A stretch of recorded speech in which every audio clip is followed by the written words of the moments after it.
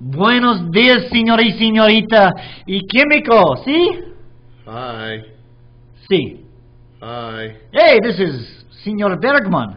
I'm Mr. Sams, and Yes. I haven't taken Spanish since You don't know any Spanish, Mr. Sams? Well, I picked up a little when I lived in California, but that was about it. So you don't want to do Spanish today? Well, Guys? we can, but Yeah. I don't know how many people are going to get much out of it. Although there's a whole other population out there that would get even more out of it than we normally do. That's true. Of Yeah. course, the problem is I don't know that much Spanish, Yeah, frankly. we actually need to go to number 10 there, Mr. Bergman. Am I in the wrong one? Let's go back here, you know, of course. while he's looking around there, you know, I'm going on vacation. I'm going to go up and visit my family in Wyoming. Nice! Wyoming, yeah. Yeah, and the interesting thing is, you know, museums in Wyoming aren't quite as sophisticated as those in, you know, France and New York and Los Angeles. I've been to some museums before. There are some Yeah. museums, and there's a really important piece of artwork in the museum in Gillette, Wyoming, and it's called the Mona Lisa. The Mona Lisa? Are you kidding? Is that like similar to the Mona Lisa It's similar, in France but at the Louvre? it's not quite as special. I Is think it it's on Louvre? black velvet too.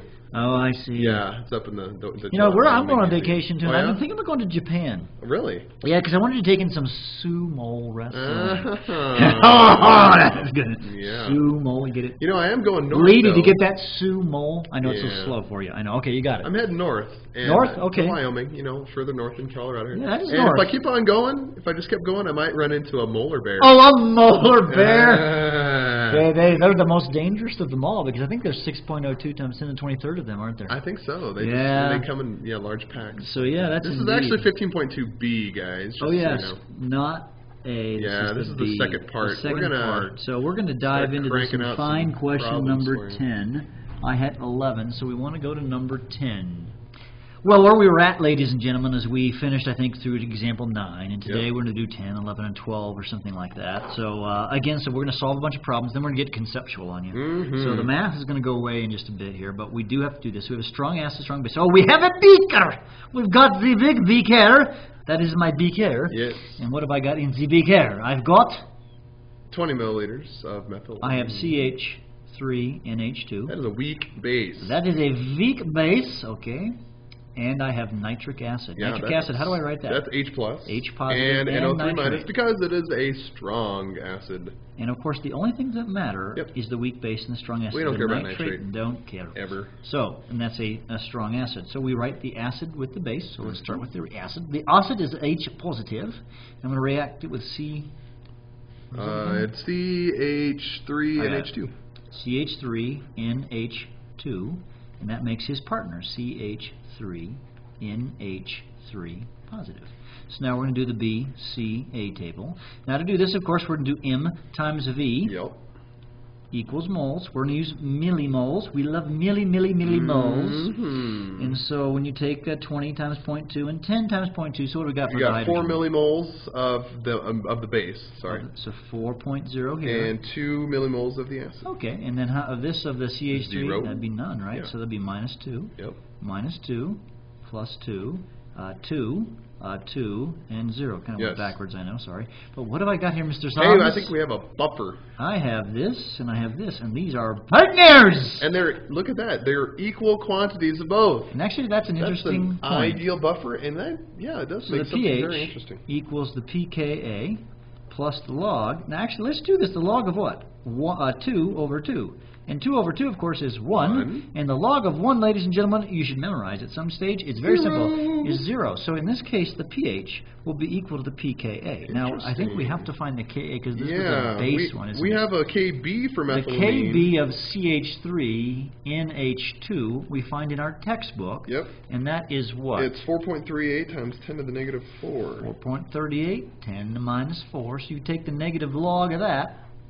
Or is that how you No, how you that's doing this? Kb. Well, I'm actually taking 1 times 10 to the negative Let's 14. do it a different way, Okay, Mr. that's Sams. fine. We can do that. Another way you could do Sure, this, you negative take the log. negative log of the Kb, you get, Working on it. We got 3.36.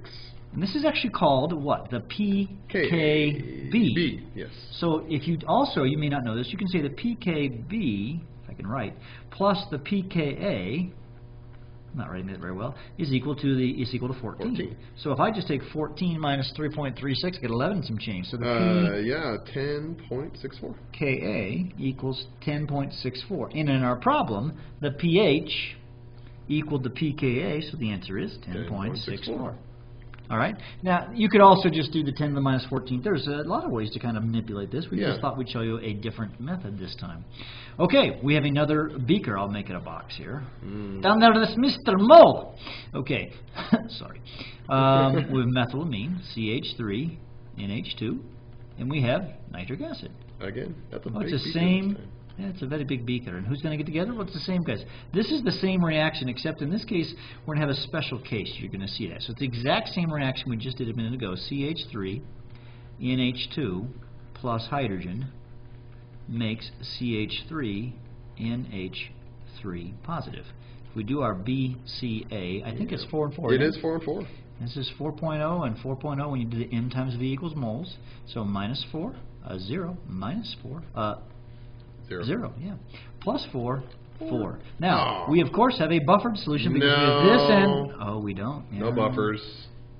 It's not buffered because the only thing we really have in any significant quantity is the CH3 and H3 positive. Yep. So can we use Mr. Henderson-Hasselbalch equation? So we have to go back. Do it with the icebox. The icebox. We need to write a brand new equation. Yep. So we need to start with a new sheet. You'll just go down below. And we have CH3 NH3 positive. When in doubt, react with water. React with water. I'll write H2O this time because this is a acid. And that double arrow, that will make hydronium H3O positive plus CH3 NH2. Now, something we do also need to work with is, can we use millimoles, Mr. No, we need to convert that back to molarity. So we're going to say 4 millimoles divided by the total volume, and we had 20 milliliters of the base mixed with 20 milliliters of the acid, so that's 40 milliliters. All right, folks, you understand, if we go back to the problem, where he got that 20 milliliters and 20 milliliters. That's where he got the 40. Yep. I can do this in my head. That's a 0.1 it is. molar solution, isn't it? So that's our initial amount. Now, this is now an ice table.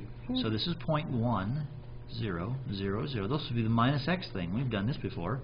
0.10 minus x plus x plus x, x, and x. So then we'll say that the Ka, because this is an acid. How do I know this is an acid, Mr. Sams? Sorry, I'm working on my solver already. All right, we know it because sorry. I'll say to them, he's not paying attention. It's because you produce hydronium ions, H3O positive. So then you're going to say this is equal to x squared over 0.10 minus x. Now, most likely in the back of the book, you do not know the K value? The Ka. Oh, sorry, Ka, 4.38 times 10 to the negative... Wait, K... No, sorry, I need to take the negative... So we know the Kb. The Kb is 4.38 times 10 to the minus 4, I think, right? Yep. So therefore the Ka is 10 to the minus 14th, or 1 times 10 to the minus 14th, over the Kb, and that gives you... It gives you 2.28 times 10 to the negative 11. Or you would take the negative log of that. No, that's it. Okay. So that's 2.28 times 10 to the minus 11th. And then you use your solver, and you get x to be, and x is what? Now, I think it's important to write the H3O positive, and that's equal to, Sam's is working on it here. I had a mistake in my problem. Yeah, he was using the K. Yeah, I was. That would create a problem. It would create a problem. Okay, here we go. We got it now. 1.51 times 10 to the negative 6. And again, folks, what you should do is you should use your solver as well. You need to do this yourself. If you were sitting in class and I was teaching this to you live, I would want you to be doing this so that you made your calculator sing the same song, as I like to say. They didn't ask for the concentration of hydrogen, asked for the pH. You take the negative log of that. 5.82. 5.82. So everybody take the negative log. Does that number make sense, Mr. Berger? I think it does because the pH is acidic because we have a weak acid. We do. It's not a very acidic because that would be like 2 or 3. Yeah. pH of 5, almost 6 actually. And so that seems like a totally reasonable number. And I believe we've got one more problem to solve. Two more actually. Maybe 2. Okay. Number 11 again with the different numbers. Oh, is this 11 twice? Yep, 11 twice. But call that number 12 if you want, but it's a different problem. Okay, so now we're going to take CH3NH2, we've got that, and we have nitric acid. It's the same chemicals, isn't it, Mr. Sims? It is. It's different quantities again. But different quantities. So it's the exact same reaction. CH3NH2 plus H positive makes CH3NH3 positive. Yep. Is that like wrong language or something? I don't know. It's your nondescript accent. I don't know what they talk like, okay? Like Russian, Scottish, French thing. Spanish, too. I can. Yeah. Buenos dias, senor. All right, okay. All right, so we've got 4 millimoles of the base. 4.0. And 4.8 of the acid. 4.8. Again, we're just taking the volume times the concentration that are given. So we're going to run out of this first. So minus 4, that's 0. Minus 4, that's 0.80. Plus 4, and we have 4. So now we have two things. We have a buffer! No! Oh, we don't. Oh, yeah. No buffer. Why not? We do not have partners. This is a weak base. Yep. Pardon me, weak acid. Acid, yeah. And this is a strong acid. Yes. Acids and acids do not make buffers. You have to have, and when you have a strong acid and a weak acid, the strong acid wins. So the concentration of your hydrogen, now its concentration will be 0.80 millimoles divided by the total volume. So if we go back to this problem, 24 and 20, that'd be 44, right? Yeah, divide by 44 milliliters. The millis cancel. You get moles per liter, and you get 0.018. So if you take the negative log of 0.018, you get the pH. Yep, 1.74. 1.74. So we ignore this 4 right here. It does have a concentration, but it doesn't add up enough significantly. All right, one more problem. All right. Oh, these are really important problems. I call them the ratio problem. All right, so the ratio of ammonia to ammonium in a buffered solution is 3.2. What is the pH? Yeah. What is the pH? Yeah. All right, now when these buffered problems, whenever you see a ratio problem, you need to go to the Henderson-Hasselbalch equation. Yep. So you know the Henderson-Hasselbalch equation, pH, is equal to pKa plus the log of the base over the acid. Yes. So when they give you this ratio, they're giving you B over A. Sometimes, however, they might be giving you A over B. Right. It just depends on what they give you. So it depends on how they write the question. Yes. Now they have said this is the ammonia to the ammonium. So that is so the base to acid. NH3, you know, think of a ratio thing, like from the SAT test. This is a base, and this is the acid. And we want the base to the acid right here, and that's what they gave us. So they've told us that it's 3.2. Now, we do know this chemical is NH3, so we need to find the Ka of NH3. So if you look in your textbook, however, you'll find that the Kb is 1.8 times 10 to the minus 5. And when you solve for the Ka, I think you can do this. It's 5.56 times 10 to the negative 10. 10 to the negative 10. And therefore the pKa is 9.26. 9.26. So you're going to say the pH would be equal to 9.26 plus the log of the ratio, in this case 3.2. And then you just plug that in. 9.76. 9.76. Now, this problem, just as a side note, can sometimes be asked to solve for the ratio. I've seen it go that way, and then that's very easy. What's the ratio? If you know pH equals pKa plus the log of the base over the acid, if you were given the pH, let's say just for the sake of argument that, what was it, 9.26. You knew that the pH was 9.80. You would set that equal to 9.62, assuming the same chemical, plus the log of x. And then you just solve for x. How would you solve for x, Mr. Sams, on a calculator? Well, I'm going to subtract 9.62 from both sides. So that'd be 0. And this would be 0.18. 0.18, yep.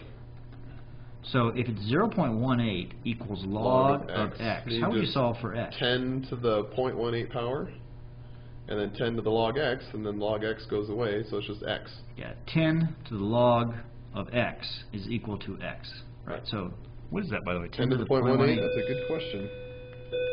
10 to the 0.18 is 1.51. That would mean that you would have 1.5 times more base than acid. Yeah. So sometimes they ask these ratio questions, pardon me, in that fashion. Yep. Okay. So now what we want to do. No more math. Now, by the way, this 15.4 does not reference the podcast number, but the textbook section number. And so what we want to do today is we want to talk about, now, if you were to draw a curve. Let me explain this experiment here. Maybe you want to sketch this on the sidebar there. Essentially what you would have is you would have a burette. This is a burette. and I would have a flask or something down here. And then I would have, typically we put base in the burette, and then you would put your acid right there. And then you would add the base down into the acid. But I would secondarily have another device. What would that be, Mr. Sands? Your indicator.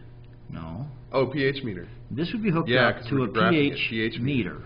And what I would do is I would add like 1 milliliter of the base, and I would record the pH. So the volume here and pH. Okay, and maybe your pH is 2.25. And then when you add 2 milliliters, it'd be 2.35. And then at 3 milliliters, it'd be 2.46 or whatever. And then you would plot this graph. And so this is essentially the experiment that's done multiple times, and we've got different cases for that. Right. So when you do this, when you titrate a strong acid with a strong base, it takes a very specific and distinctive shape, which you need to know. Where on this side of the graph, we have pH, and on this side we have volume. And what would happen is it would start out really low, and it would stay like this, and then boom, it would jump up and like this. You've probably seen these graphs, but it would be a very steep curve. And the second thing you would note is that the equivalence point, oh, by the way, the equivalence point is always at the center of the steep portion of the graph.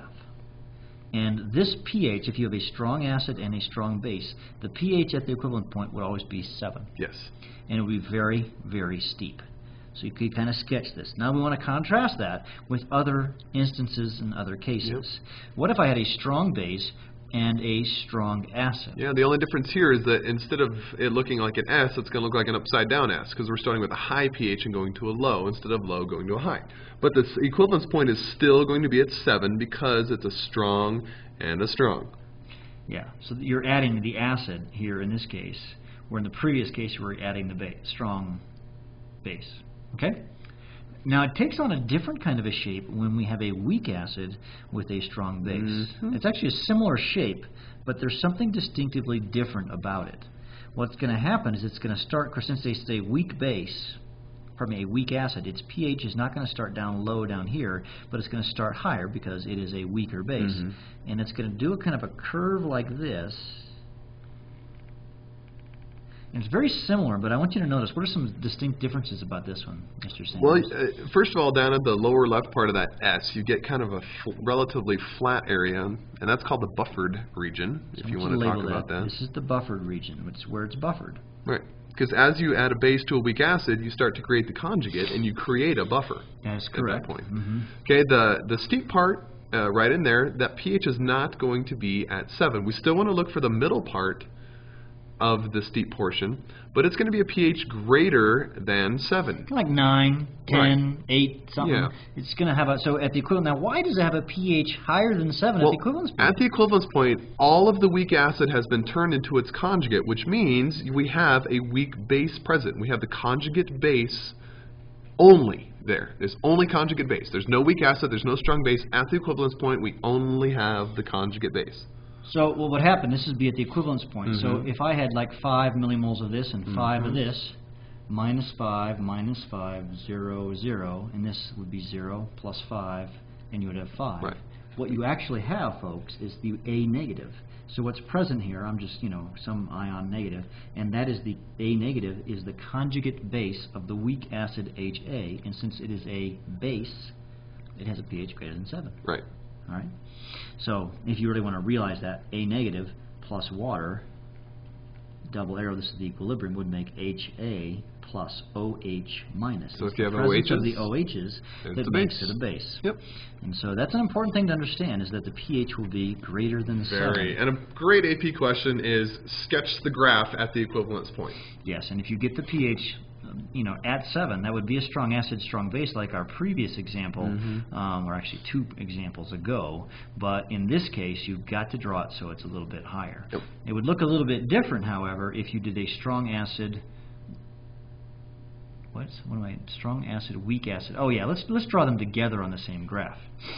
On this one, is that what I'm asking for? Yeah, I think so. All right. If you had a strong acid and a strong base, it would look kind of, that's not a very good. This is actually more curved up here. This is, the blue is the strong strong. Now if I were to do a strong weak, what it would do is it would, I'll do it black here, it's going to look more like this. It would mirror the same thing, but notice that the pH here is a 7, and the pH here at this center is greater than 7, 8 or 9 or something like that. Right. Okay, so that's how you kind of compare that. And if you think about it, this is a weak acid, and this is a strong acid. Yeah. But of course, acids can have differing strengths, can't they?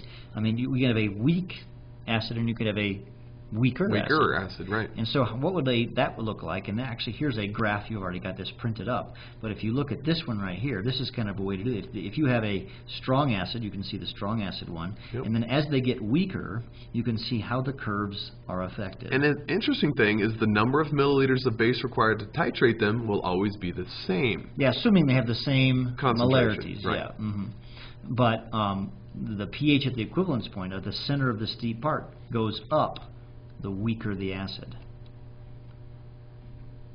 Okay? And conversely, if you have a weak base with a strong acid, it's just going to look like this. It's just kind of a reverse deal. It's just, yeah, it's just an inverted weak acid, strong base one. You don't need to be too much. Now, there's a very, very, very important point that we need to talk about. Yes.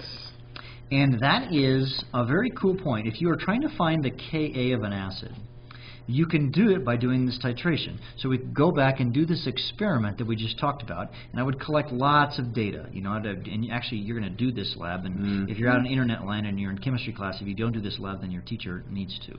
Yes. This is one of the most important. Request it. Request and it's this very lab. Simple to do. Yeah, you just get a pH meter and you keep recording the pH. It's quite simple. Yep. Now, what happens, of course, if you have the equivalence point, you know what it is, and let's say down here, it looks like it's at 10 milliliters on this particular graph.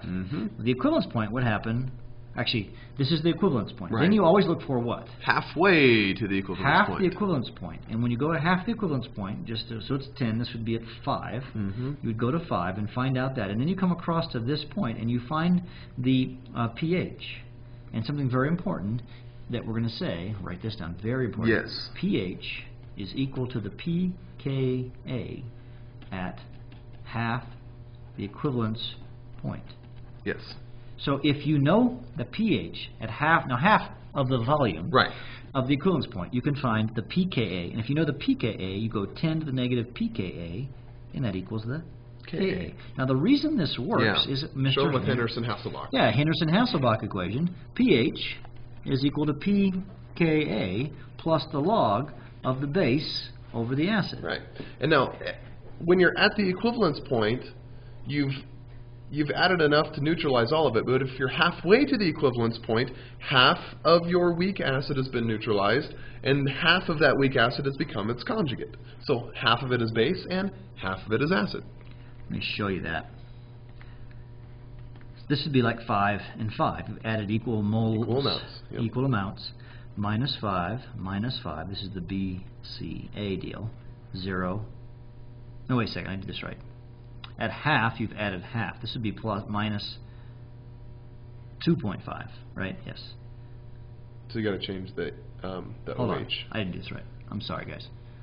If you have HA plus OH minus goes to water plus A negative. Let's say you have 5 of this and 2.5 of hydroxide. Right. And you've added half the amount required. So at minus 2.5, that's 2.5. Yes. Minus 2.5.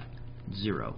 Water we can ignore. 0 plus 2.5 and 2.5 millimoles. Right. Guess what? 2.5 equals 2.5. So when you take the ratio of the base over the acid, it equals 1. And the we log know of the 1 log of 1 is 0. 0. So therefore, the pH equals the pKa at that particular instance, or I should say at half the equivalence point. Yep. So that's an important thing, to identify that particular spot on the graph. Now we should... Do we talk about polyprotic acids in this, Mr. Sands, and the triple thing? It might be coming up later. I don't see it right now. Let me check. Hold on. Let's add one more thing, and then we'll be done to this particular discussion. How does this work with polyprotic acid? What's a polyprotic acid? Poly means more than one, so in protic we're talking about protons, so something that has more than one proton or more than one hydrogen ion. So there'll be molecules of acids that have like an H2A format or an H3A format. So if you were to draw a titration curve of a polyprotic acid, pH again versus volume, what you would see if it was a polyprotic acid is, and most of them are weak, you would see the hump as we've talked about.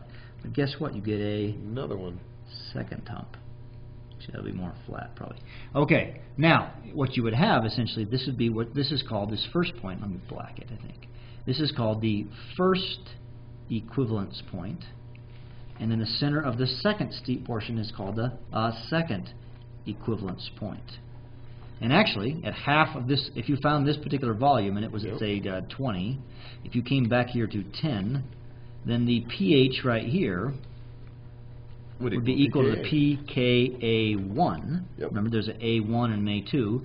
And then if you were to take, actually it's not half, this is, if you were to take this point, by the way, if this is at 20, this one by definition would have to be at 40. 40, thank you. I knew that. And so if you were to go to 30, I'm getting ahead of myself. If you go to 30, halfway between the two Ks, not exactly half, right? You would find that here the pKa2 is equal to the pH. I said that backwards, but I think you get the idea. And a triprotic would be a similar kind of a deal. In a triprotic acid, you would have 3 humps. Now, I want you also to know something about the humps. The first hump is very distinct. The second hump, not so much. Not so much. So the first hump, if you will, the first steep portion of the graph is pretty distinct. The second one is less distinct, and the third one oftentimes is almost impossible to see. Yeah. But there is going to be a slight hump. You'd have to go really, you know, in your table. Fractions of milliliters. Yeah, fractions of milliliters to see this little hump. But it would still be, if you knew this one, and this was at 20, this one would be at 40. I don't think I've drawn this very well to scale. Not really. And this would be at 60. Or whatever. So it's important to understand how polyprotic acid. So this would be the triprotic graph of pH versus volume. Okay? So, you know, I thought about going somewhere else on vacation. Oh yeah, where to? Well, you know, there's this place, you know, I love water, you know, I like to swim. Oh yeah. Although I don't think I'd swim here because, you know, Malagra Falls. Oh yeah, Malagra Falls. Malagra Falls. You could get in your little barrel and go over. Do the barrel thing at Malagra Falls, yeah. But I, you know, sometimes when I go on vacation, I get sick. Oh yeah. Yeah, and I'm worried that if I go to Malagra Falls, I might get malaria. Malaria, yeah, that's a bad one. You don't want to get that. You know, I think I might. We're coming up on a break here. We're going to Grandma's house, and I'm sure she'll read some Mulder Goose stories to my kids. Oh, Mulder Goose. Yeah. That's a good story. Yeah. That's cool. All right, folks. We will see you in class or or not. Or not if you're on internet land. Bye. Bye.